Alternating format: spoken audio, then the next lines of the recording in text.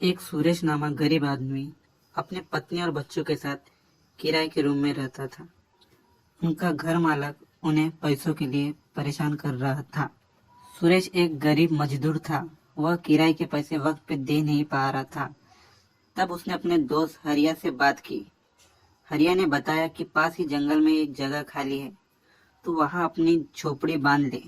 अगले दिन सुरेश ने झोपड़ी का पूरा सामान लाकर जंगल में रख दिया, जहाँ उसे घर बांधना था। दूसरे दिन से झोपड़ी का काम शुरू करना था। सामान कोई लेके न जाए, इसलिए सुरेश और हरिया वही सो गए। लेकिन आधी रात में ऐसा हुआ कि आपका भी दिल दहल जाएगा। हरिया को पेशाब आई और वो उठकर पेशाब करने गया। तभी उसे अजीब अजीब आवाज सुनाई दी। वो आवाज कुछ अजीब ही थी।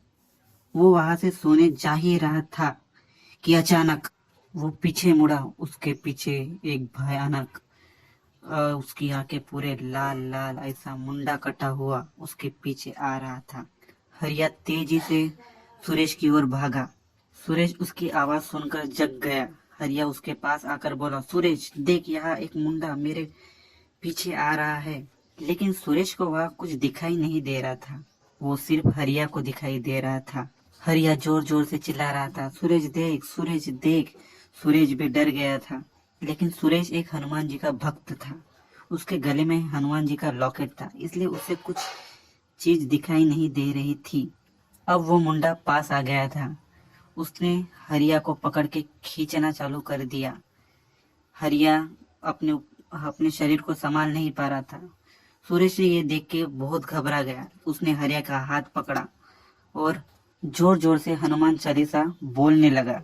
कुछ समय बाद हरिया को छोड़ वो कटा हुआ मुंडा भाग गया। देखते देखते सुबह हो गई। वहां से एक बकरी चरवाहा गुजार रहा था।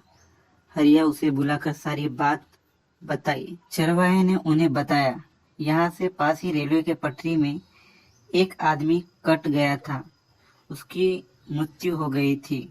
तब सुरेश और हरिया को बात समझ आई। दोनों घर की ओर चल पड़े। उन्होंने लता को सारी बात बताई।